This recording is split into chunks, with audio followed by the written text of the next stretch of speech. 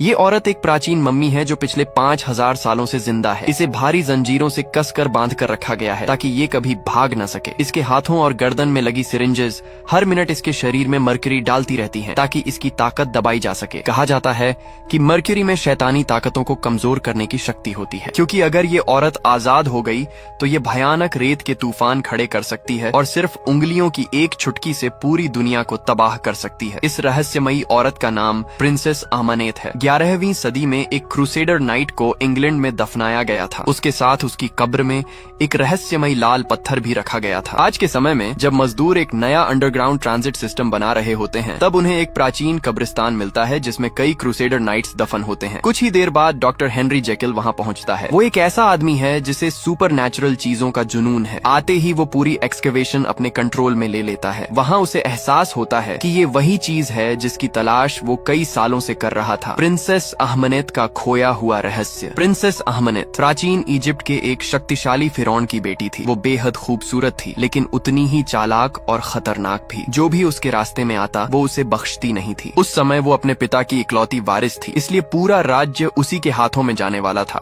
और लोग उसे देवी की तरह पूजते थे। लेकिन सिंहासन मिलने से पहले ही फिरौन के यहाँ एक बेटा पैदा हो जाता है, जिससे राजगद्दी का वारिस बदल जाता है। इस बात से आहमनेत खुद को अपने ही परिवार से धोखा खाया हुआ महसूस करती है। बदला लेने के लिए वो सेथ यानी मौत के देवता से एक खतरनाक समझौता कर लेती है। अपनी आत्मा के बदले सेथ उसे बेशुमार शक्तियां देता है, लेकिन बदले में आहमनेत को सेथ को एक इंसानी शरीर के जरिए दोबारा दुनिया में लाना होता है। अपने गुस्से में अंधी होकर वो न सिर्फ अपने पिता को मार देती है, बल्कि अपने छोटे भाई पर भी दया नहीं करती। लेकिन इससे पहले कि वो अपना वादा पूरा कर पाती, इजिप्ट के पुजारी उसे पकड़ लेते हैं और जिंदा ही मम्मी बनाकर सजा देते हैं। आहमनेत को जिंदा मम्मी बना दिया जाता है। इसके बाद पुजारी उसे इजिप्ट से बहुत दूर दफना देते हैं ताकि वो कभी वापस न आ सके। आज के इराक में यूएस आर्मी सार्जेंट निक मॉर्टन और उसका साथी क्रिस उस जगह की तलाश में जाते हैं जहां आहमनेत को दफनाया गया था। क्योंकि डॉक्टर हेनरी जेकिल ने ही उन्हें इस मिशन के लिए चोरी छिपे पैसे दिए होते हैं, इसलिए उन्हें ध्यान रखना होता है कि उनके ऑपरेशन का पता किसी और को ना चले। लेकिन वहां पहुंचते ही उन्हें पता चलता है कि पूरा इलाका हथियारबंद बागियों से भरा पड़ा है।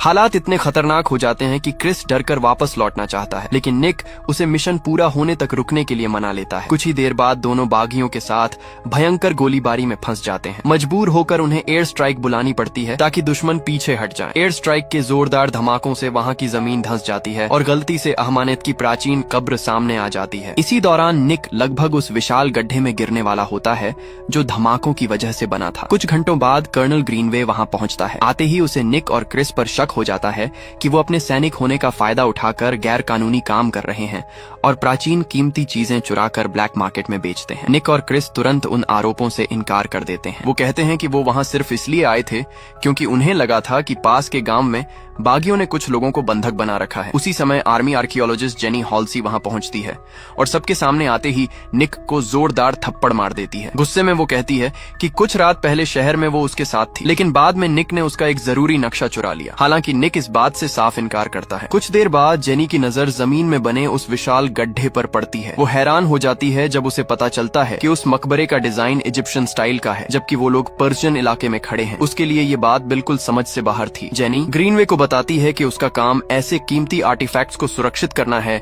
जिनकी कीमत अरबों डॉलर हो सकती है, इसलिए वो खुद नीचे जाकर जांच करना चाहती है कि आखिर वहां छिपा क्या है। इस वजह से ग्रीनवे निक और क्रिस को जेनी के साथ नीचे जाने का आदेश देता है, लेकिन वो सख्त चेतावनी भी देता है कि उन्हें वहां 2 घंटे से ज्यादा नहीं रुकना है। कुछ ही देर बाद तीनों उस प्राचीन मकबरे के अंदर पहुंच जाते हैं। जैसे ही वो नीचे वाले चेंबर में पहुंचते हैं, निक देखता है कि गुफा की छत से लगातार मरकरी टपक रही है। जेनी बताती है कि प्राचीन इजिप्शियन मान्यताओं के अनुसार मरकरी का इस्तेमाल बुरी आत्माओं को दूर रखने और कमजोर करने के लिए किया जाता था। शायद इसी वजह से इस जगह को ऐसे बनाया गया था। वो लोग मरकरी के बहाव का पीछा करते हुए दूसरे चेंबर तक पहुंचते हैं। वहां जेनी पूरे इलाके की जांच करने लगती है, जबकि क्रिस चुपके से वहां बिखरे पड़े कंकालों से सोने के गहने चुराने लगता है। जेनी नोटिस करती है कि वहां मौजूद सारी मूर्तियां मर्क्यूरी लेक की तरफ मुड़ी हुई हैं। मामला तब और अजीब लगने लगता है जब उसे एहसास होता है कि वहां ऐसी कोई तैयारी नहीं है जो आम तौर पर मृतकों को अगले जीवन तक पहुंचाने के लिए की जाती थी। तभी जेनी को अचानक समझ आता है कि ये कोई साधारण मकबरा नहीं बल्कि एक प्राचीन जेल है। वो बताती है कि मर्क्यूरी लेक से जुड़ी जंजीरों का मकसद किसी को अंदर खींचना नहीं था, बल्कि ये सुनिश्चित करना था कि जो भी वहां कैद हो वो कभी भाग न सके। तभी ग्रीनवे उनसे संपर्क करता है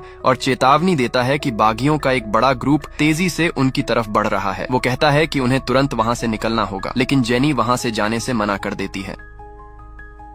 वो कहती है कि जब तक उसे ये पता नहीं चल जाता कि मर्क्यूरी के नीचे आखिर छिपा क्या है, तब तक वो नहीं जाएगी। इसी बात पर क्रिस और जेनी के बीच बहस शुरू हो जाती है। इसी हंगामे के दौरान निक की नजर एक रस्सी पर पड़ती है, जो ऐसा लग रहा था जैसे वो पानी के नीचे किसी भारी चीज को पकड़े हुए हो। बिना देर किए निक उस पर गोली चला देता है। कुछ ही सेकंड बाद मर्क्यूरी लेक के अंदर से धीरे धीरे एक प्राचीन ताबूत ऊपर उठने लगता है। उसी समय गुफा के हर कोने से अनगिनत मकड़ियां बाहर निकल आती हैं। उनमें से एक मकड़ी क्रिस को काट लेती है, जिससे वो घबरा जाता है और डर के मारे हर दिशा में अंधाधुंध गोलियां चलाने लगता है। निक जल्दी से उसे शांत करने की कोशिश करता है और कहता है कि ये मकड़ियां जहरीली नहीं हैं, इसलिए घबराने की जरूरत नहीं है। इसके बाद निक उस ताबूत को घूरने लगता है और अचानक उसे एक अजीब विजन दिखाई देता है, जिसमें प्रिंसेस अहमानेत खुद उसके सामने आती है। वो उससे कहती है कि क्योंकि उसने उसे कैद से आजाद किया है, इसलिए अब वही चुना हुआ इंसान है। कुछ पलों बाद जेनी उसे झंझोड़कर हकीकत में वापस लाती है और कहती है कि उन्हें ताबूत को बाहर ले जाना होगा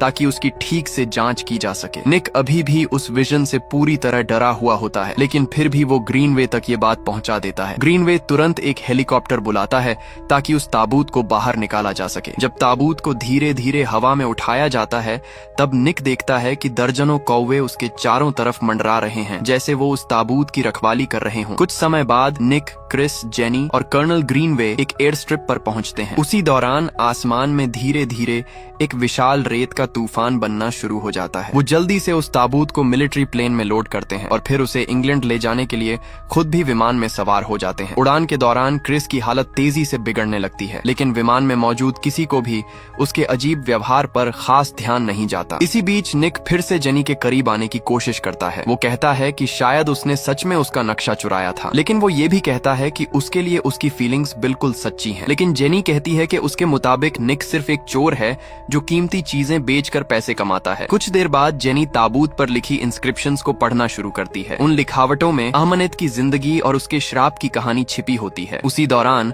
निक को फिर एक डरावना विजन दिखाई देता है। इस बार वो अहमनेत की पूरी कहानी देखता है, लेकिन अब उसे एक और खौफनाक सच पता चलता है। उसे एहसास होता है कि शैतान सेथ को इंसानों की दुनिया में वापस लाने के लिए उसी को चुना गया है। तभी अचानक क्रिस उठ खड़ा होता है, जैसे अब वो अपने होश में ही ना हो। वो तुरंत एक चाकू लेकर ताबूत खोलने की कोशिश करता है। ग्रीनवे उसे रोकने की कोशिश करता है, लेकिन क्रिस उसे चाकू मार देता है। इसके बाद क्रिस, निक और बाकी लोगों को मारने की भी कोशिश करता है।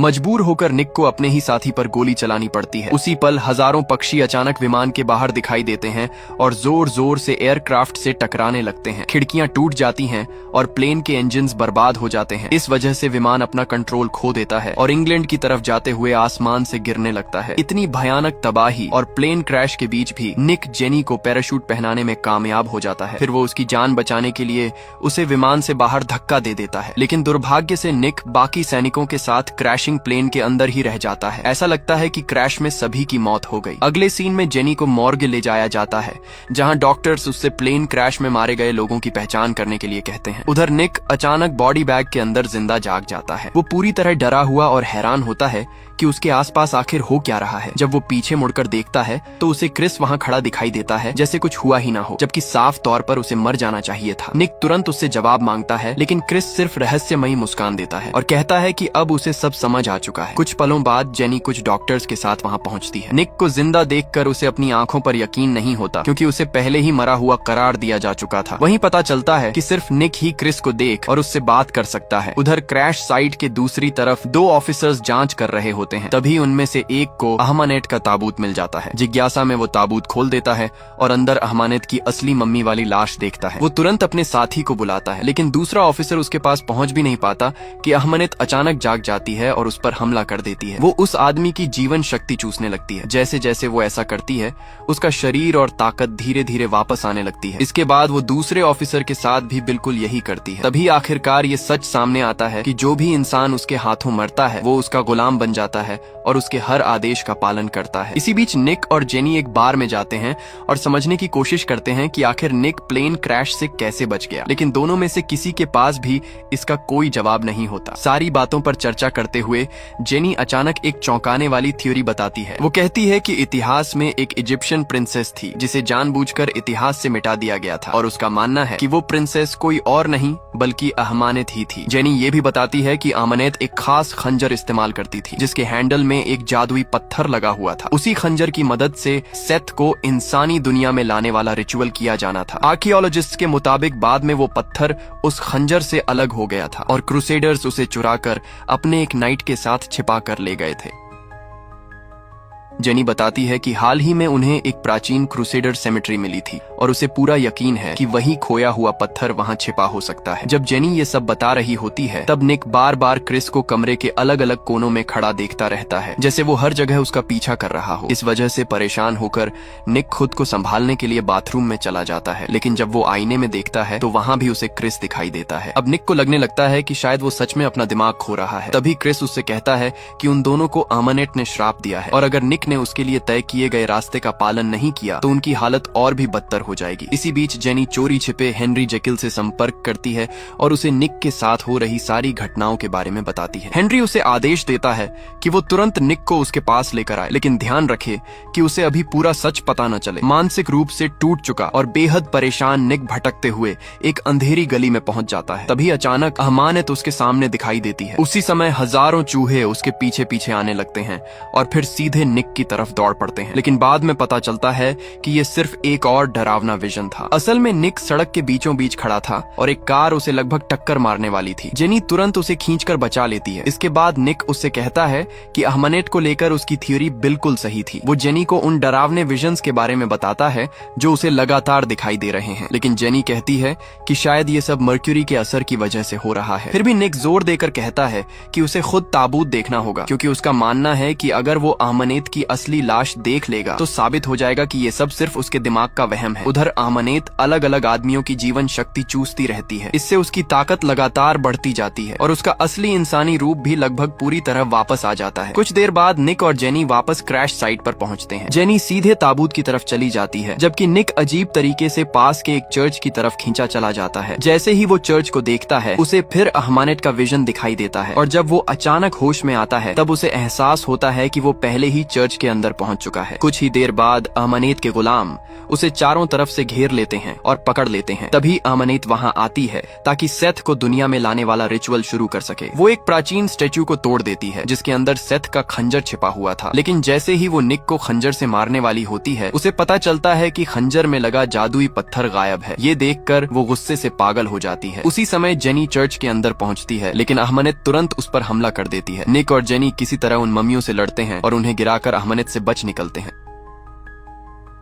आखिरकार दोनों चर्च से भागने में कामयाब हो जाते हैं। भागते समय जेनी को एहसास होता है कि निक का अहमानेत के साथ कोई अजीब कनेक्शन है, क्योंकि उसका दिमाग हमेशा उसे सीधे मम्मी की सही लोकेशन तक ले जाता है। निक तुरंत इस बात से इनकार करता है, लेकिन कुछ ही पलों बाद उसे अचानक एहसास होता है कि बिना ध्यान दिए वो गाड़ी वापस उसी चर्च की तरफ मोड़ चुका है, जैसे कोई उसके दिमाग को कंट्रोल कर रहा हो। तभी उसे समझ आता है कि अहमानेत सच में उसके दिमाग के अंदर मौजूद है और धीरे धीरे उस पर अपना असर डाल रही है। दोनों फिर वहां से भागने लगते हैं, लेकिन थोड़ी देर बाद अहमानेत की मम्मियां उनका पीछा करने लगती हैं। इसी चक्कर में उनकी गाड़ी बेकाबू होकर क्रैश हो जाती है। कुछ पलों बाद अहमानेत वहां पहुंचती है और अपनी शक्तियों से निक को आसानी से जमीन पर गिरा देती है, लेकिन इससे पहले कि वो जेनी को मार पाती, अचानक हथियारों से लैस कुछ लोग वहां पहुंच जाते हैं। उनके पास खास तरह के वेपन्स होते हैं और वो जेनी को मम्मी से बचाने में कामयाब हो जाते हैं। अहमानेत को पकड़ने के बाद उन रहस्यमयी लोगों में से एक आदमी निक के पास आता है और तुरंत उसे बेहोश कर देता है। कुछ देर बाद निक एक रहस्यमयी फैसिलिटी के अंदर होश में आता है जिसे वो पहचान नहीं पाता। वहीं आखिरकार डॉक्टर हेनरी जेकिल उससे अपना परिचय कराता है। हेनरी बताता है कि वो प्रोडिजियम नाम की एक गुप्त ऑर्गेनाइजेशन का लीडर है जिसका काम दुनिया भर में मौजूद खतरनाक सुपरनैचुरल खतरों को ढूंढना और खत्म करना है। फिर ये भी पता चलता है कि हेनरी खुद भी एक शैतानी बीमारी से संक्रमित है जो धीरे धीरे उस पर कब्जा कर लेती है। इसी वजह से वो खुद को लगातार एक खास सीरम इंजेक्ट करता रहता है ताकि उसका शैतानी बदलाव रुक सके। इसके अलावा हेनरी ये भी बताता है कि जेनी काफी समय से प्रोडिजियम के लिए काम कर रही है और शुरू से ही अमानत के मामले पर नजर रख रही थी। इसके बाद हेनरी निक को दिखाता है कि उन्होंने अमानत को सही सलामत पकड़ लिया है और अब वो अपनी शक्तियों का इस्तेमाल नहीं कर सकती क्योंकि उसकी नसों में सीधे मर्क्यूरी इंजेक्ट की जा रही है। हेनरी समझाता है कि धीरे धीरे अहमानेत के शरीर में मौजूद मर्क्यूरी जम जाएगी और आखिरकार उसे पूरी तरह मार डालेगी। कुछ देर बाद अहमानेत फिर निक से बात करती है। वो कहती है कि जैसे ही सेथ पूरी तरह उसके शरीर पर कब्जा कर लेगा, निक अमर हो जाएगा और उसके पास जिंदगी और मौत दोनों पर शक्ति होगी। वो ये भी कहती है कि निक राजा बनेगा और वो खुद रानी बनेगी और दोनों मिलकर पूरी दुनिया पर राज करेंगे। कुछ ही पलों बाद मर्क्यूरी के असर से अहमानेत का शरीर जलने लगता है। हालांकि निक जानता है कि वो कितनी खतरनाक है, फिर भी वो हेनरी से विनती करता है कि वो उसे तकलीफ देना बंद करे। ये बात हेनरी को हैरान भी करती है और उसके अंदर दिलचस्पी भी जगाती है। इसी बीच हेनरी के आदमी खंजर का खोया हुआ पत्थर ढूंढ निकालते हैं। उधर अहमानेत जेनी से रहस्यमयी अंदाज में बात करती है। वो उसे याद दिलाती है कि खंजर, पत्थर और निक तीनों को एक ही जगह पर किसी खास वजह से लाया गया है।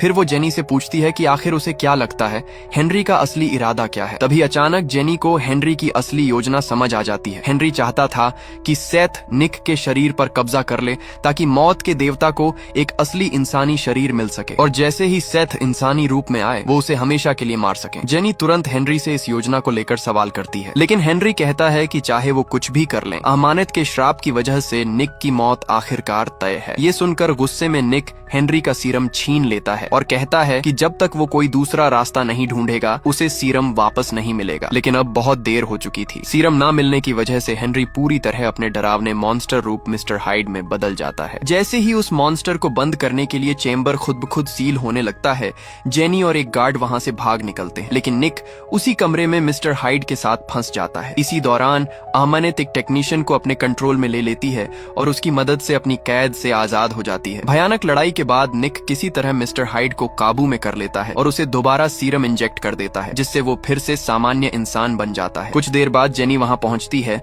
और निक से कहती है कि उन्हें तुरंत क्रूसेडर कब्रिस्तान जाना होगा ताकि पत्थर को नष्ट किया जा सके। वो समझाती है कि जैसे ही पत्थर नष्ट होगा, अमानत रिचुअल पूरा नहीं कर पाएगी और ये श्राप हमेशा के लिए खत्म हो जाएगा। जब निक और जेनी कब्रिस्तान की तरफ जा रहे होते हैं, तभी अमानत अपनी पूरी शक्ति छोड़ देती है और एक विशाल रेत का तूफान पैदा कर देती है जो पूरे लंदन को अपनी चपेट में ले लेता है। इस अफरा तफरी के बीच निक और जेनी एक दूसरे से अलग हो जाते हैं। तभी क्रिस एक बार फिर निक के सामने दिखाई देता है। क्रिस उससे कहता है कि वो उसके पीछे आए क्योंकि उसे पता है कि पत्थर कहाँ छिपा है, लेकिन बाद में पता चलता है कि वो पूरे समय झूठ बोल रहा था और सिर्फ निक और जेनी को अमानत तक पहुंचाने की कोशिश कर रहा था। उसी समय अमानत अपनी शक्तियों का इस्तेमाल करके क्रूसेडर नाइट्स की लाशों को दोबारा जिंदा कर देती है ताकि वो पत्थर वापस हासिल करने में उसकी मदद कर सके। लंदन अंडरग्राउंड के अंदर अचानक जेनी पर उन ममियों में से एक हमला कर देती है, लेकिन ठीक समय पर निक वहां पहुंच जाता है और उसकी जान बचा लेता है।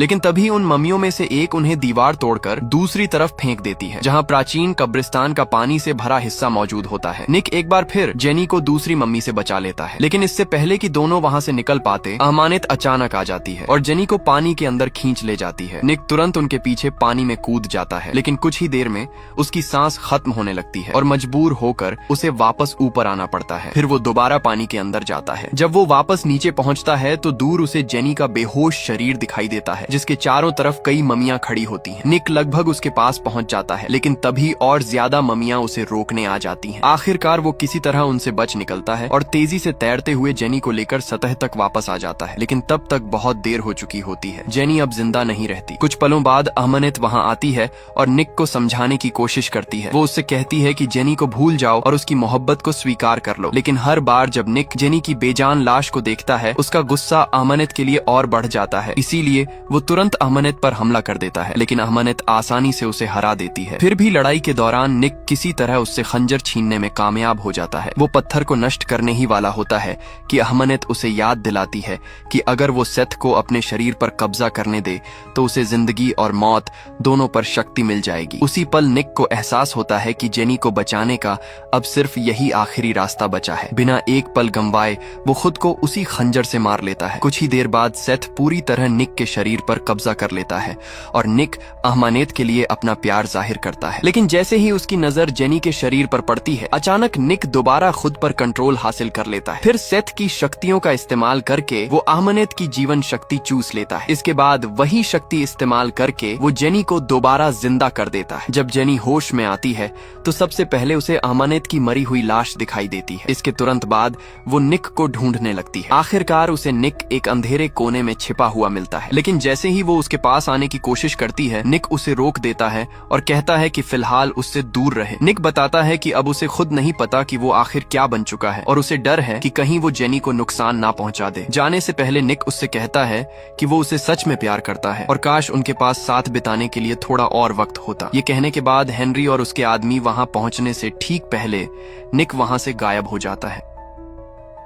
फिल्म के आखिरी सीन में हेनरी और जेनी इस बारे में बात करते दिखाई देते हैं कि आखिर निक कहां चला गया होगा। हेनरी कहता है कि अब निक एक मॉन्स्टर बन चुका है, लेकिन उसके अंदर अभी भी थोड़ी इंसानियत बाकी है, इसलिए शायद वो पूरी दुनिया में घूमकर अपने श्राप का इलाज ढूंढने की कोशिश करेगा। उधर इजिप्ट में निक को एक नई यात्रा की तैयारी करते हुए दिखाया जाता है। उसके साथ क्रिस भी होता है, जिसे निक ने अपनी शक्तियों से दोबारा जिंदा कर दिया था। फिल्म के अंतिम पलों में निक और क्रिस घोड़ों पर सवार होकर रेगिस्तान की तरफ बढ़ जाते हैं, जबकि निक के पीछे एक विशाल रेत का तूफान चलता दिखाई देता है, जो उसकी नई शक्तियों का प्रतीक होता है और कहानी यहीं पर खत्म हो जाती है।